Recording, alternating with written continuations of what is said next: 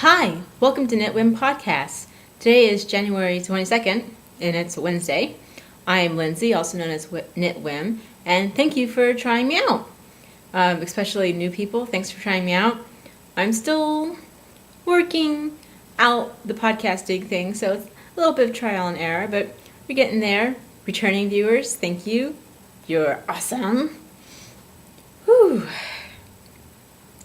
The hardest part about podcasting is doing it on the same day every week. It hasn't happened for me yet, but I'll get there. It is freakishly cold in my house. It's like 65 degrees or something ridiculous.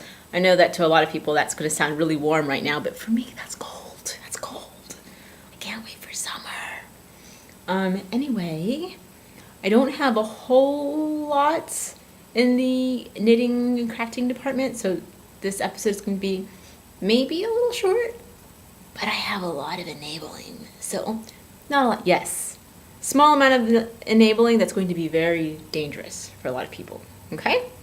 So, if you don't want to be enabled, don't watch this episode. Start out, I do have one finished object. If you watched my last week, I was participating in the Tentacowl MCowl by Lily Go. I finished it, but I have not woven in the ends or blocked it yet. But yay me, I'm awesome. So there's going to be something funky with the lighting. Here it is. I don't remember off the top of my head what size needles I use, but it's the Fat Squirrel Fibers Acorn Base fingering weight yarn in the colorway Medallion Blue. It's a lot of fun. And then I use just some red beads from Hobby Lobby. I really enjoyed this pattern. It's very pretty, and I think it's going to work out for me. I've heard some people say that cowls are not practical. I don't get why people think that, because it is the exact same amount of warmth, and even though it's fingering weight and lace, I've heard some people ask me how lace can be warm. You've got this whole bunch of fiber bunched up around your neck, and it's the same as if you were wearing one of those like trendy thin triangle scarves that they sell in stores these days. It really is warm. If it's snowing, you should probably be wearing more than just a cowl. But in the fall or in the spring or places where it's not snowing, it's very warm. It's nice. I like it. But yeah, it bunches up in the back, so the back of my neck is warm, but I don't feel like I'm choking here. It's nice. Red beads. I have enough beads and yarn left over that I'm going to try to find a beaded hat pattern to go with it. I think that'll be really nice. But I'm enjoying it. I'll block it. Well, I don't know. I think it's pretty unblocked too, but I'll block it later. It's so cold in the house. I cannot bear the idea of on purposely putting my hands in water to finish a project. I can barely handle washing dishes or showering, so the blocking of knitting is not high priority right now. It's too cold. It's too cold for that. To touch water, it's not happening. So that's my finished object. I'm very excited. Yay! My work in progress is the Best Little Star Afghan by Beth Carson. I'm knitting it in a bunch of Hobby Lobby worsted weight.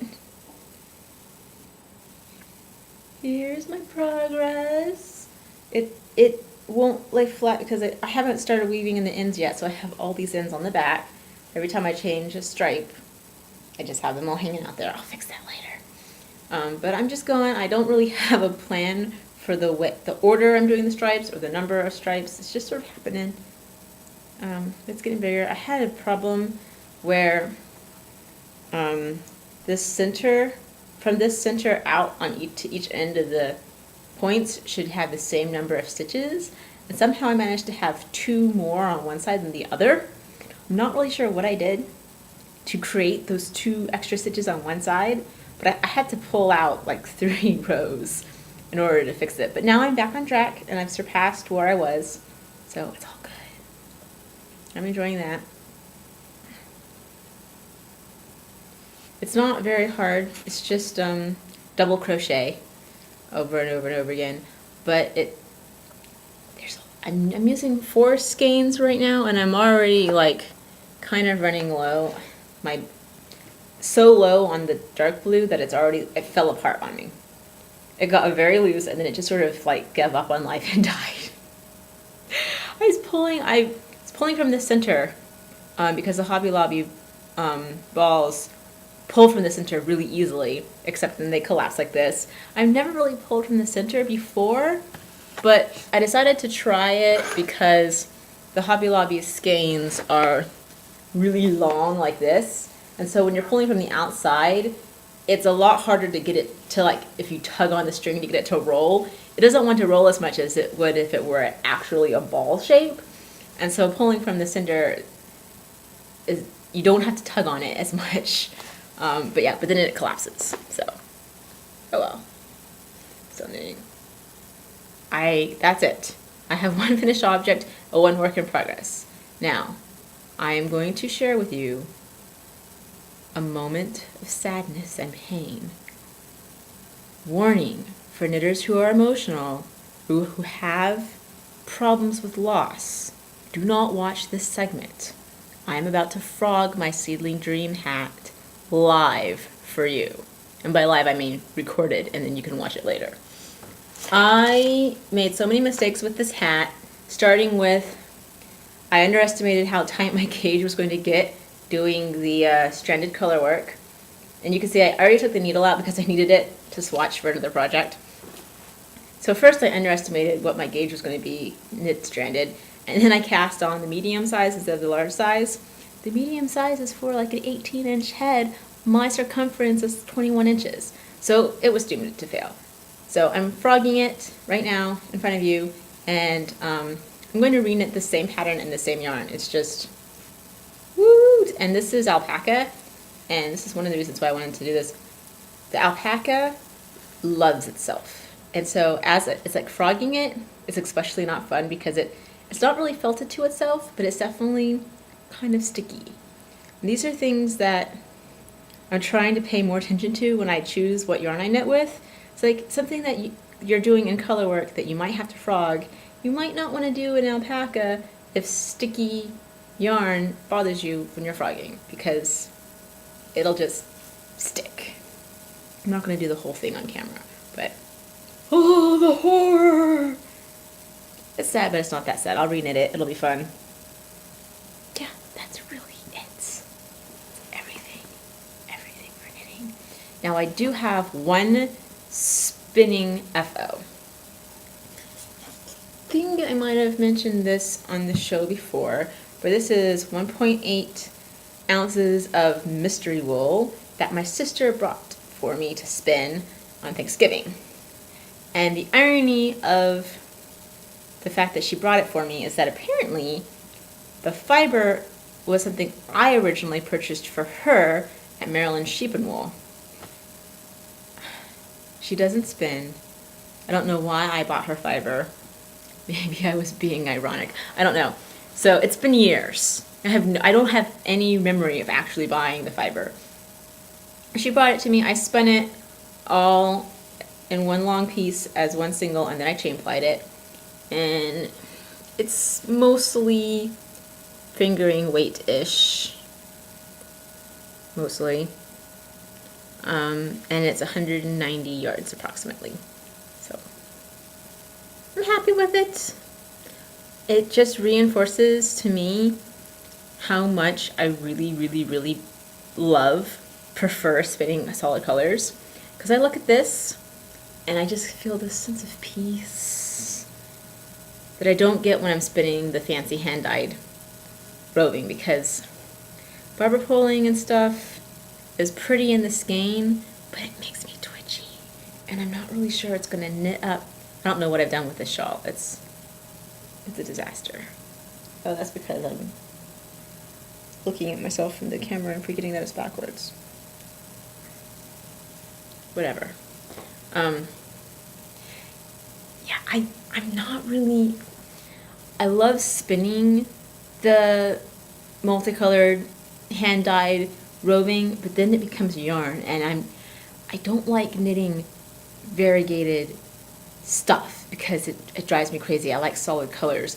And so it's definitely one of those things where if I spin a variegated yarn, how am I going to knit it? So my goal for this year is to get more solid color fiber because it makes me happy.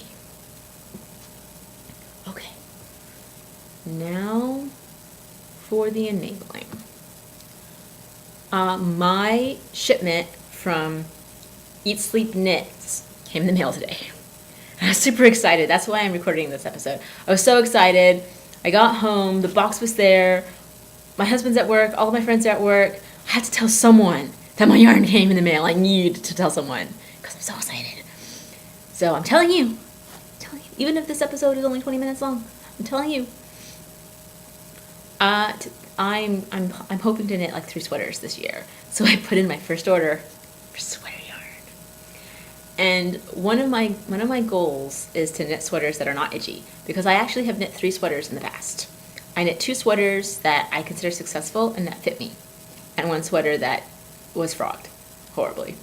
But the 2 sweaters that I knit for myself, one was out of Wool of the Andes, Knit Picks yarn, and the other was out of Patton's Classic Wool.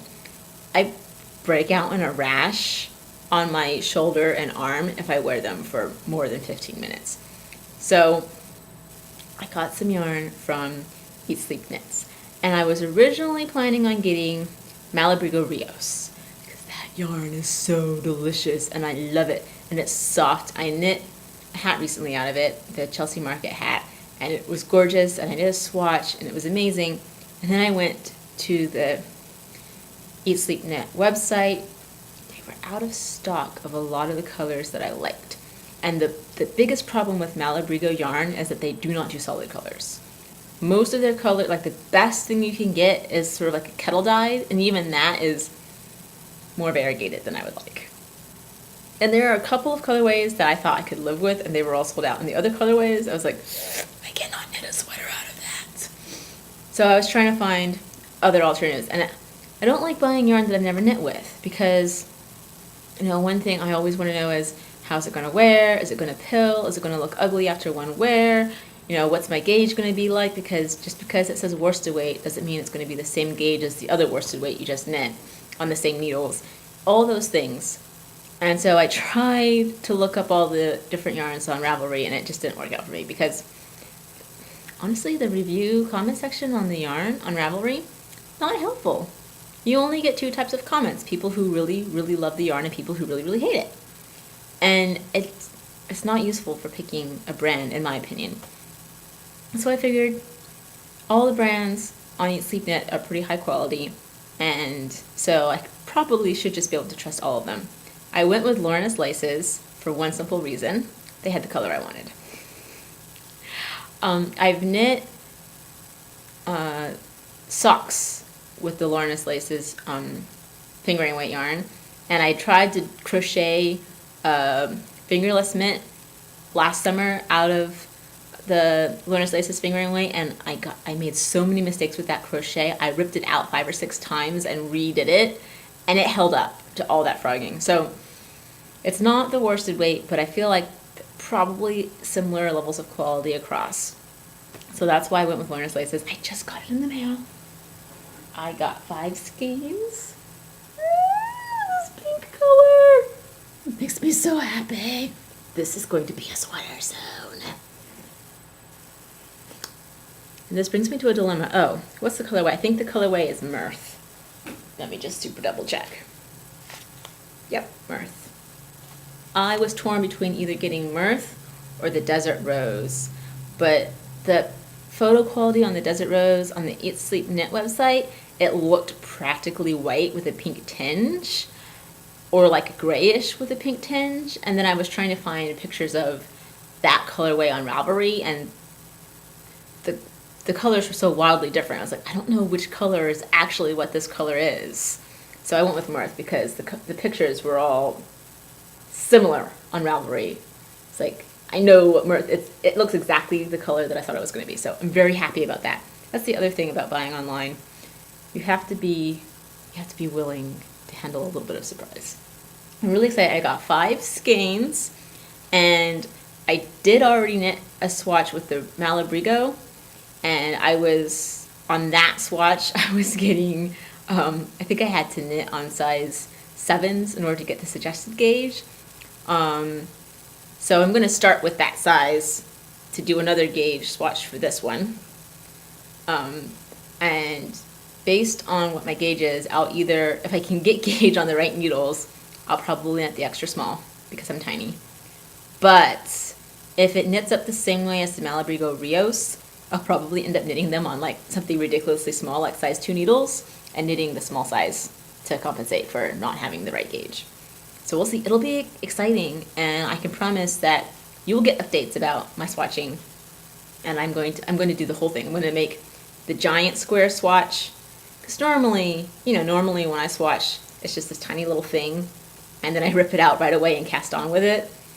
But swatches lie, but they lie less. The bigger the swatch, the smaller the lie, because the characteristics of the fabric change with the weight of the dispersed weight of the fabric, and also just you have to be able to average out like minute differences in the, because even people always talk about hand spun being uneven.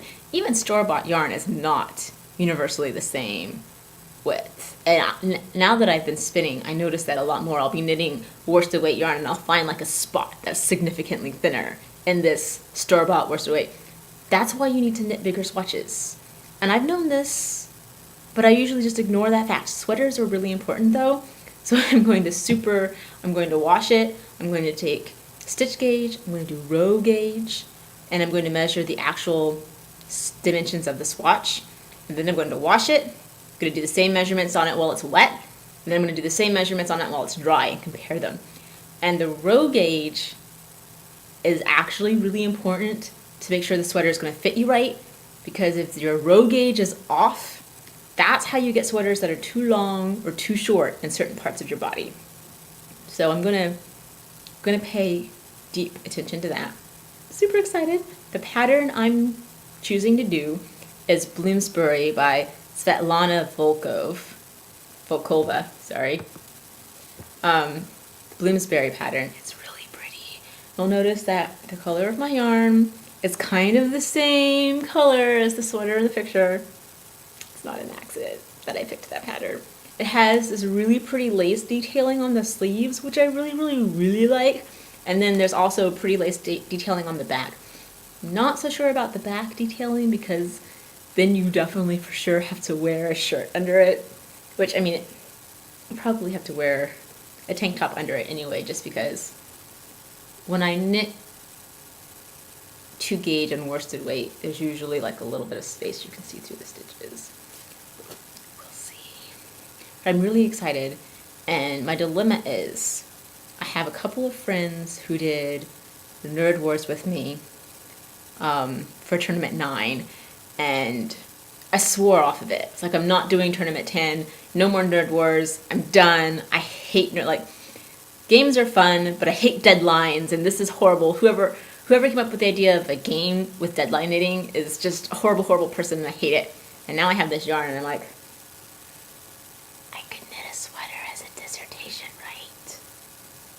dissertation sweater, maybe? I could join and just do the sweater dissertation and nothing else, right? Because that's basically what I would have to do. But I had so much free time during Tournament 9 that I could knit a whole lot, and now I'm not going to have anywhere near this amount of free time for Tournament 10s. We'll see. I'm not committing to anything yet, but I'm thinking about it. And then I couldn't resist. I also got nothing to do with sweaters. The Loner's Lace's actual lace weight in this deep dark purple color, and the colorway is rippy. I don't know. So it's this dark purple color. It's like 1,200 yards, 50% silk, 50% wool. Oh, 1,250 yards. I'm very happy with it. I haven't 100% picked a pattern for this yet, but just because I'm knitting sweaters doesn't mean I'm going to forsake lace, because lace is my passion. Okay, that wasn't really too bad. Here's where enabling starts to get scary. I don't know how many of you buy yarn from Eat Sleep Knits. I don't know if you're familiar with their Yarnathon program. What they do is, you know how a lot of places give you punch cards, and if you eat 5 meals there and you get 5 punches and then you get a free soda or something? Eat Sleep Knits does something similar, and it's, if you're a compulsive knitter who likes to keep records of your progress, it can be very addicting. They have a Yarnathon in which you get prizes for reaching milestone markers, and they calculate how many yards of yarn you've bought in a year, and the goal is to get 26 miles worth of yarn in a year. So in order to get the welcome package, the first prize for the Yarnathon, you have to hit a mile worth of yarn. Yes, I hit a mile, so I got the welcome package, and I actually exceeded a mile. When in your invoice, when they send it to you, at the bottom it tells you how many yards you bought. 2,375 yards of yarn. That's a lot of yarn. The welcome packet is different, and every year it resets. So if you get 5 miles in 2014, in 2015 it resets and your total goes back to 0. Which is why I waited until January to buy my sweater yarn, because thinking. So that's, the Yarnathon thing is not new. That's something that Eat Sleep Knits has been doing for a while. However, this year they added teams to the Yarnathon. So now, in addition to getting individual prizes just for buying yarn, they have teams that get prizes for being the best team, and they have like team games. So right now the 2 games that we're playing is they have a trivia question every week, which they post on the Eat Sleep Knits blog, and if you send in the correct trivia answer, you get 50 yards added to your account total. So like free yards that you didn't buy, but you can't knit with them either because they're make-believe yards. And then they have knit-alongs. So the knit-along that's going from now until March is a new-to-you technique knit-along, and if you finish it, you get 1,000 yards added to your total. The team that has the most yards gets a prize, or, fame. And then everyone who hits 5 miles, which by the way, dude, that's a lot of yarn, gets a $20 gift certificate, and the team with the most people with 5 miles gets a prize and stuff. So it's intense. When you make a purchase, they assign you to a team.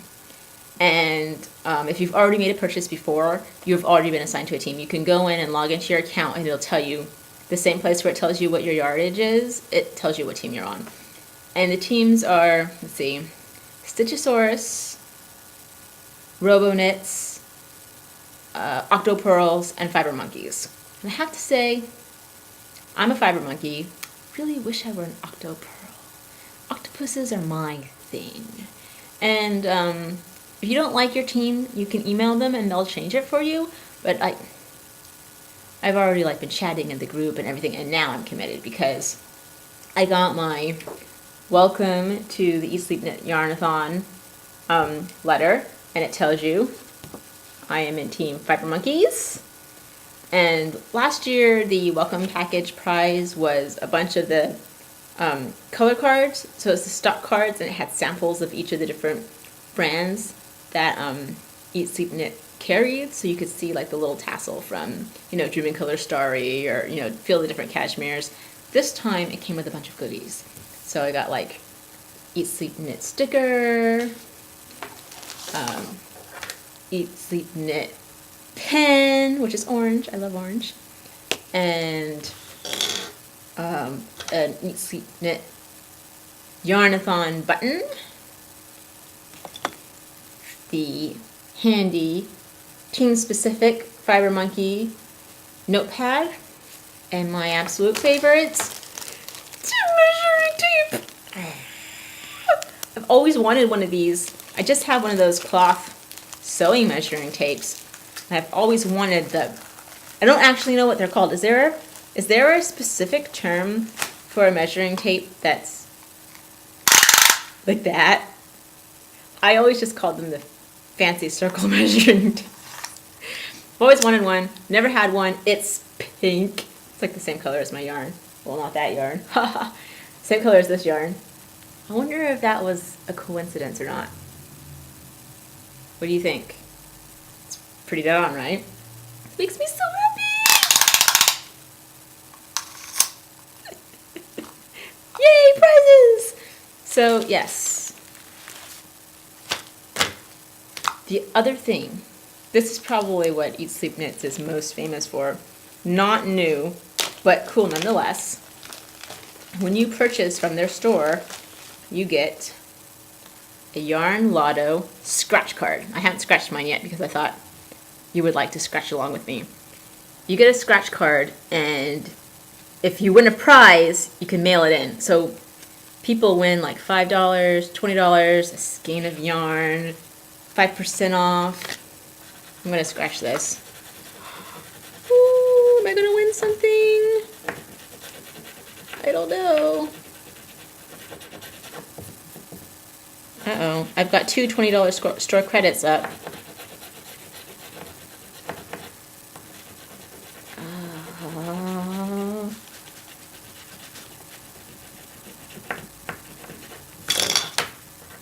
Okay.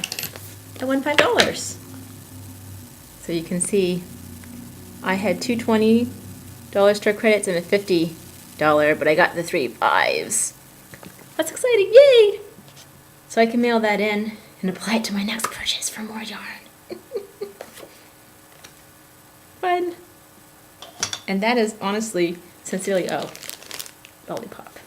Sincerely all I have to say today. So I hope that you enjoyed this kind of silly and random episode of my podcast. And I will see you next time. Thanks for watching. Bye.